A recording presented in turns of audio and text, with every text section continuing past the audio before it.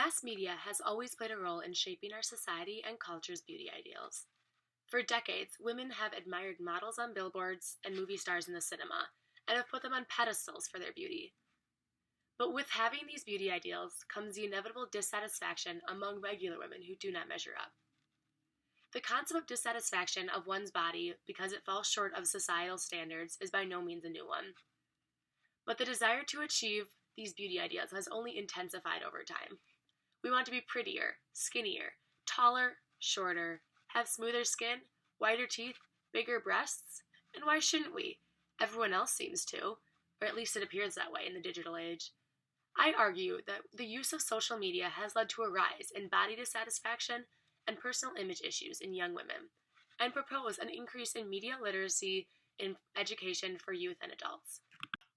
In the mass media age, beauty ideals did reflect women in society, but on a much smaller and unpredictable scale. If a woman didn't take notice to a billboard promoting younger skin, or didn't see the latest movie featuring the movie star with the perfect body, she was less likely to be affected by those beauty standards. However, in the digital age, beauty ideals are inescapable. We are constantly being bombarded with images, advertisements, posts, blogs, articles, and the like. We are constantly being sold ways to look younger, be skinnier faster, and how to get the guy. Social media outlets like Facebook and Instagram are flooded with pictures of our friends and celebrities that are often heavily filtered and edited, but we can't help but compare ourselves to them. According to scholars Jasmine Fardley and Lenny Vertanian, social media is consistently and positively associated with negative body image. As stated by Hazel Marcus and Shinobu Kitayama in Psychological Review, the United States is an individualistic culture, meaning that people in the U.S. tend to view themselves as an entity and tend to focus on demonstrating their own uniqueness to maintain self-esteem. The invention of the internet has supplied various new platforms for people to show their individualism and uniqueness. But with this opportunity to share comes the risk of comparison. This risk is especially prominent among women because, according to Maeve Duggan of the Pew Research Center, women are statistically more active on social media than men.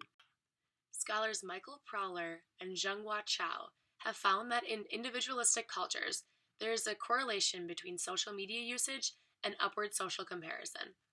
Upward social comparison is when individuals compare themselves with an individual or comparison group that they perceive as superior or better to themselves in order to improve their views of self or to create a more positive perception of their personal reality. Upward social comparisons are made to self-evaluate and self-improve in hopes to self-enhancement will occur. Because people in individualistic cultures are more oriented towards upward social comparison, they tend to be more vulnerable in negative consequences of such comparisons, such as dissatisfaction, unhealthy eating behaviors, and risky cosmetic surgeries. Social media increases this tendency because it gives one endless access to media of models, celebrities, and other attractive peers to compare themselves to. Social media has clearly caused an increase in negative social comparison and body dissatisfaction, and if we don't take action, the problem will only get worse. One way to fight against social media's impact on girls and young women's self-esteem is to teach media literacy. Media literacy is the ability to analyze, evaluate, and create media. Media literate youth and adults are better able to understand complex messages we receive from television, radio, internet, newspapers, magazines, books, video games, and all other forms of media. Media literacy skills helps one identify target market strategies, techniques of persuasion, and what the media maker wants us to believe. It also helps recognize bias, spin, misinformation, misperception, and parts of the story that aren't being told. So basically, the more people are able to interpret media on an individual level, the less likely media messages are able to shape us on a cultural level. Many celebrities are now acting out against the misperceptions behind social media. Just this November, Australian model and social media star Asenna O'Neill deleted all of her social media accounts, claiming that social media is not real life. Before deleting her Instagram, she changed all the captions on her pictures to ones that explain the truth behind her pictures.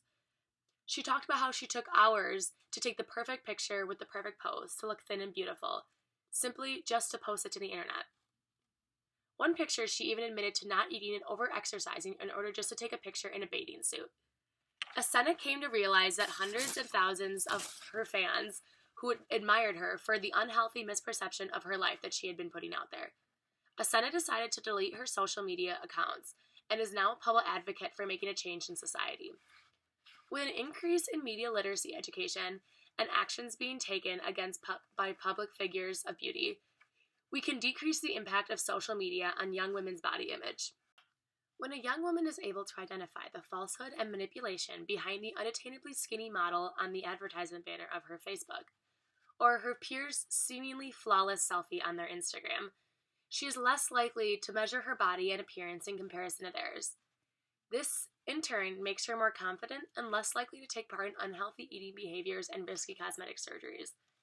Just because the media's views on beauty ideals have impacted us for decades doesn't mean it has to continue to impact in the future.